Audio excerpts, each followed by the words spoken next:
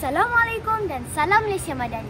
Saya Tasniti Faiz dari skuad Cakna TV PSS SK Labu Besar. Hari ini Ahad 30 November 2025 sedang berlangsung sesi latihan kebakaran siri 2 bagi tahun 2025. Jom kita saksikan. Jom.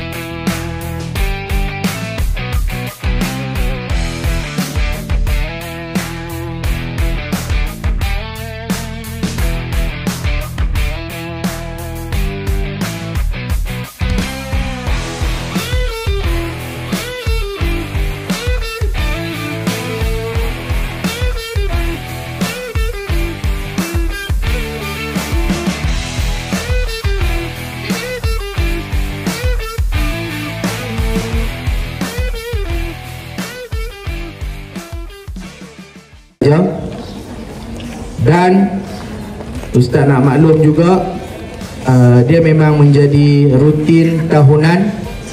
Satu, yang pihak bomba wajib hadir. Kita dah selesai di fasa yang pertama. Hari ini yang kedua, untuk sesi persekolahan kita, fasa yang kedua.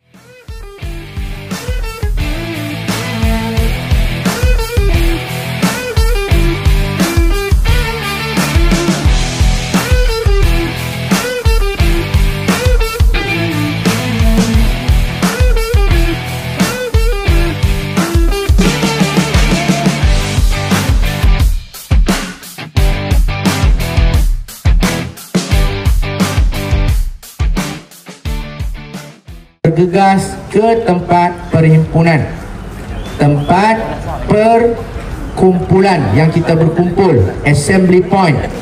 Macam sini kita tagging assembly point di sebelah sana kat Padang.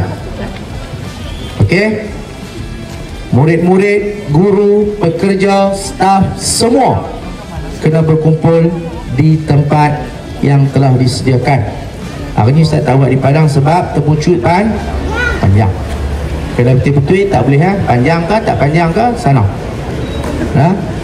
Alhamdulillah sehari dua ni cuaca semakin baik.